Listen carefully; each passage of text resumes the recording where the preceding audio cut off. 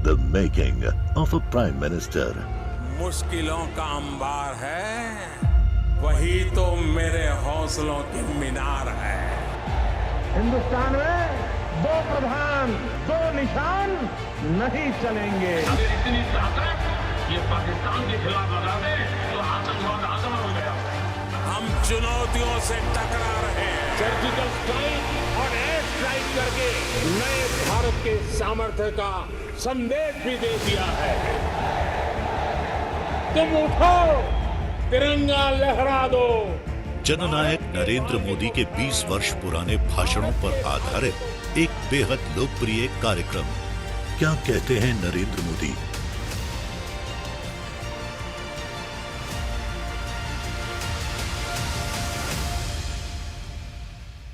नमस्कार, मैं हूं आपके साथ पूजा यादव। हमारे खास प्रोग्राम क्या कहते हैं नरेंद्र मोदी में आज आपको सुनवाएंगे पीएम मोदी का वो ऐतिहासिक भाषण जिन्होंने 20 सितंबर 2012 को गुजरात के गांधीनगर में दिया। मोदी जी ने अपने भाषण में कहा कि हमें स्किल डेवलपमेंट पर बहुत दीर्घ दृष्टि से फोकस करना चाहिए और मेरा खुद का अनुभव ये है कि हम स्किल डेवलपमेंट पर थोड़ा सा भी ध्यान दें तो हम बहुत बड़ी मात्रा में रोजगार के अवसर उपलब्ध करा सकते हैं। 21वीं सदी हिंदुस्तान की सदी है, ये हम बहुत लंबे अरसे से सुन रहे हैं। लेकिन वो कौन सी ताकत है जिसके भरोसे हम ये कह रहे हैं? तो तुरंत जवाब मिलता है कि हमारी युवा शक्ति।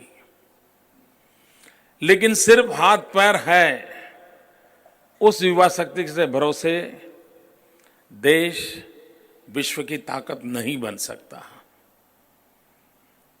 हमारे पास योग्य युवा शक्ति होनी चाहिए और योग्य युवा शक्ति का आधार होता है उसकी क्षमता, उसकी योग्यता। और उस क्षमता और योग्यता की ओर हमने ध्यान नहीं दिया तो हम विश्व के सबसे युवा देश होते हुए भी न हम विश्व को कुछ कंट्रीब्यूट कर पाएंगे। इतना ही नहीं, हम ही कहीं शायद अपने आप बोझ न बन जाएं। और इसलिए बहुत दीर्घ दृष्टि से हमने स्किल डेवलपमेंट पर फोकस करना चाहिए। और मेरा खुद का अनुभव यह है कि हम स्किल डेवलपमेंट पर थोड़ा सा भी ध्यान दें तो हम बहुत बड़ी मात्रा में एम्प्लॉयमेंट भी जनरेशन कर सकते हैं, सर्विस की क्वालिटी में भी इंप्रूवमेंट कर सकते हैं और अल्टीमेटली इकोनॉमी जनरेट होने से क्वालिटी ऑफ लाइफ में भी बहुत बड़ा चेंज ला सकते हैं। और इसलिए इन चीजों पर बल देने की आवश्यकता रहती है।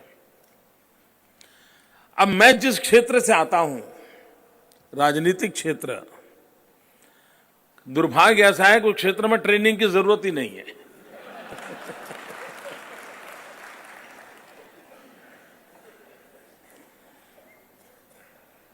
और एक कवि सम्मेलन में कवि हमेशा कविता सुनाया करते थे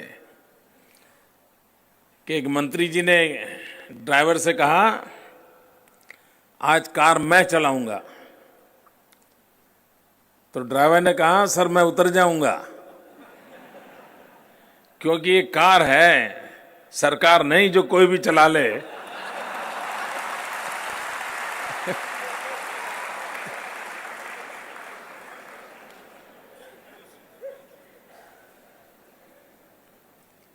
इसलिए मैं उस फील्ड से आ रहा हूं, लेकिन वहां भी कभी न कभी तो वक्त आएगा। धीरे धीरे से लीडरशिप को लेकर के काफी कुछ बहस वहां भी हो रही है। लेकिन मेरे अनुभव बताओ, मैं जब मुख्यमंत्री के नाते काम करने लगा तो हर बार जब नया मंत्रिपरिषद मेरी बनती है तो मंत्रियों का जो स्टाफ होता है उनका मैं 1 वीक ट्रेनिंग करवाता हूं प्रोफेशनल लोगों से। और उसके कारण प्रोडक्टिविटी में, बिहेवियर में, एटीट्यूड में इतना परिवर्तन आता है कि हर नागरिक को फील होता है यार कुछ बदल सा है। अब उसमें मोटिवेशन लेवल से ज्यादा महत्वपूर्ण था ट्रेनिंग। सिर्फ मोटिवेशन लेवल से काम चल जाता ऐसा होता नहीं है, ट्रेनिंग बहुत बड़ा रोल प्ले करती है। अब हमारे यहाँ डांग जिला, हमारे ट्राइबल वहां बांबू का काम करते थे और पहले भी करते थे। कोई मेरे मुख्यमंत्री बनने के बाद करने लगे ऐसा नहीं था, करते थे। लेकिन क्वालिटेटिव चेंज लाना जरूरी था। तो हमने वहां से टीमों को नॉर्थ ईस्ट भेजा, जहां बाम्बू पर इतना काम होता है। इन लोगों ने वहां ट्रेनिंग ली, सीखा। आज वो इतना बढ़िया गुड्स बनाते हैं। अब जब वो बनाने लगे तो उनको ध्यान में आया कि हमारा बाम्बू, उसकी क्वालिटी इस काम के लिए अनुकूल नहीं है। यानी जो कल तक जिस बाम्बू से काम कर रहा था, उसकी खुद की ट्रेनिंग इतनी हो गई कि उसको बाम्बू ही में ही परिवर्तन ढूंढने लगा। तो हमने एक जेनेटिक काम करने वाली केमिकल इंडस्ट्री को कहना पड़ा कि हमारे बाम्बू की 2 गांठ जो होती है उसका डिस्टेंस थोड़ा ज्यादा हो, इस प्रकार का जेनेटिकली मॉडिफिकेशन की हमें जरूरत है, तो आप रिसर्च करो। उन्होंने किया और हमने उस प्रकार के बाम्बू बनाना शुरू किया ताकि उनको जिस प्रकार का बाम्बू पर काम करना था वो बाम्बू उनको लोकली उपलब्ध हो। यानी अच्छा, अब जब वहां बाम्बू वहां है, ट्रेनिंग हो चुकी है, वो गुड्स तैयार कर रहा है, तो मार्केट भी मिलने लग गया। और इसलिए मैं मानता हूं, अब मुझे याद है कि पहले हमारे यहां एयरपोर्ट जो था ये बस स्टेशन जैसा था। अहमदाबाद का एयरपोर्ट यानी एक बस स्टॉप पर आप आए ऐसा लगता था। अब एयर ट्रैफिक पिछले 15 साल में काफी बढ़ा है, हमारा एयरपोर्ट भी बड़ा, सर्विस। अब उनको नौजवानों की जरूरत थी, तो हमने कहा ठीक है भाई, अपन मिलकर के कुछ काम करते हैं। तो हमने एयरपोर्ट के सराउंडिंग 5 किलोमीटर रेंज में जितने नौजवान थे उनको इनवाइट किया और कोई 400 नौजवानों की 10 दिन की ट्रेनिंग की। तो उनको एयरपोर्ट पर ही, अब वो साइकिल पे आते हैं, अपना रोजी रोटी कमाते हैं और अपना घर चले जाते हैं। और इसलिए हम बहुत उसका मैपिंग करें, किस क्षेत्र में किस प्रकार के लोगों की रिक्वायरमेंट है। मैपिंग करने के बाद अगर ठीक से ट्रेनिंग करें तो आज जो होता है ना भाई, एक फैक्ट्री से लोग उठते हैं दूसरी फैक्ट्री में चले जाते हैं, वो भी तकलीफ कम होती है। दूसरा, क्लस्टर डेवलपमेंट का बहुत बड़ा फायदा होता है। सरकार ने भी डेवलपमेंट के समय क्लस्टर अप्रोच को मद्देनजर रखना चाहिए। जैसे हमारा मोरबी है, मोरबी एक सिरेमिक का क्लस्टर बन गया है। तो हमने हमारी वहां की जो ITIs हैं उसके सिलेबस, वहां टर्नर फिटर की मुझे जरूरत नहीं है, वहां वायरमैन की जरूरत नहीं है, वहां मेरी ITI है, ये इसका जब प्रीडोमिनेंटली सिरेमिक का पढ़ाएगी। अगर वहां प्रीडोमिनेंटली सिरेमिक का पढ़ाते हैं तो मेरे नौजवानों को वहीं रोजगार मिल जाता है और इसलिए न घर छोड़ना पड़ता है न गांव छोड़ना पड़ता है उसको। और इसलिए हमने 200 स्कूल चालू कर दिए, 200 ITI चालू कर दिए, 50 है। इससे परिणाम नहीं मिलता है। आज जो भारत सरकार ने भी गर्व के साथ रिपोर्ट किया है कि पूरे हिंदुस्तान में नौकरी पाने योग्य युवकों में 4% बेरोजगार है, लेकिन उन्होंने ये भी गर्व से कहा है अकेला गुजरात ऐसा है कि जहां कम से कम बेरोजगार है, कम से कम बेरोजगार है। और इसलिए अच्छा, हमने एम्प्लॉयमेंट भी बढ़ानी है और एम्प्लॉयबिलिटी भी बढ़ानी है, क्योंकि अगर हम हमारा एक्सपांशन नहीं करते इंडस्ट्रियल बेस का, इवन इन एग्रीकल्चर, तो हम एम्प्लॉयमेंट के लिए स्कोप जनरेट नहीं कर पाएंगे। एम्प्लॉयमेंट के लिए स्कोप जनरेट किया, लेकिन अगर एम्प्लॉयबिलिटी के लिए व्यक्तियों का विकास नहीं करते हैं, उसकी प्रॉपर ट्रेनिंग नहीं करते हैं, तो इसलिए इन सबका इंटीग्रेटेड अप्रोच होना चाहिए। इन सबका जब इंटीग्रेटेड अप्रोच होता है तो हम इच्छित परिणाम ला सकते हैं। उसी प्रकार से अगर हमें आज दुनिया में चर्चा है, चीन के साथ हमारी स्पर्धा है, चीन से स्पर्धा है, 21वीं सदी हमारी है, तो किन बातों पर बल देने से हम चीन के साथ मुकाबला कर सकते हैं। एक तो मेरा मत है कि हमारा स्कोप बहुत वाइड करना चाहिए। आज अगर हम 200 प्रकार की ट्रेनिंग देते हैं तो वो 2000 प्रकार की ट्रेनिंग कैसे देना शुरू करें, 20,000 प्रकार की ट्रेनिंग कैसे देना शुरू करें। हमारे स्कोप को बहुत वाइड करना चाहिए। दूसरा, हमारा स्केल बढ़ाना पड़ेगा। तीसरा, हमें स्किल्ड बढ़ानी पड़ेगी। और चौथा, हमें स्पीड बढ़ानी पड़ेगी।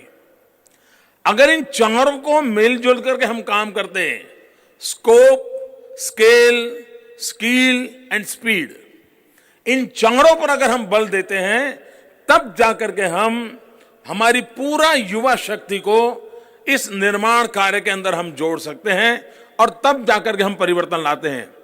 अब हमारे यहाँ होटल मैनेजमेंट के इंस्टीट्यूट्स होते हैं।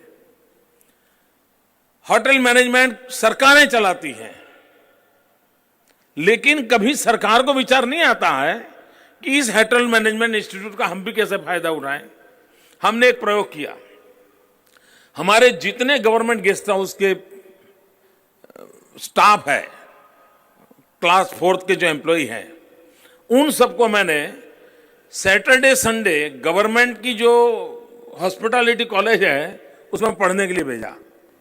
और मैंने कहा भाई तुम गवर्नमेंट गेस्ट हाउस में चादर कैसे रखे, पीलो कैसे रखे, चाय कैसे देनी, तुम सीख के आओ ना। उसको नौकरी कैसे मिली? कोई पहचानदार किसी ने कह दिया भाई जरा बच्चा है रख देना, तो रख लिया। किसी ने ट्रेनिंग नहीं की। अब ये पूरे देश में स्थिति है। लेकिन अगर हमारे दृष्टिकोण में ट्रेनिंग है तो हम अब मेरा दो फायदा हो गया कि सैटरडे संडे मेरी जो गवर्नमेंट कॉलेज है उसका भी उपयोग होने लग गया। इन नौजवान 2 दिन जाकर के आते हैं, बहुत विश्वास, उनका कॉन्फिडेंस लेवल इतना बढ़ जाता है, वो अपना सीखने लगते हैं। अब हमारे यहाँ गुजरात में एक समस्या रहती है, क्योंकि हमारे यहाँ मगन भाई 5वां, मगन भाई 8वां एक बहुत बड़ी चर्चा थी। 2 लीडर थे, तो 5वें से अंग्रेजी या 8वीं से अंग्रेजी वही झगड़ा चला हमारे यहाँ कई वर्षों तक। और उसके कारण बाय एंड लार्ज हम गुजराती भाषी गुजराती में ही बातचीत करते हैं, तो अंग्रेजी भाषा का हमारा अब धीरे धीरे समय बदल गया। तो हमने एक बहुत बड़ी मात्रा में गुजरात में मूवमेंट चलाया, स्कोप, और उसके अंदर हम अंग्रेजी उसको सॉफ्ट स्किल सिखाने के लिए कोशिश किया। हमारा अनुभव ये आया कि 40, 45, 50 साल की गृहिणी भी ये अंग्रेजी का स्कोप सीखने गई।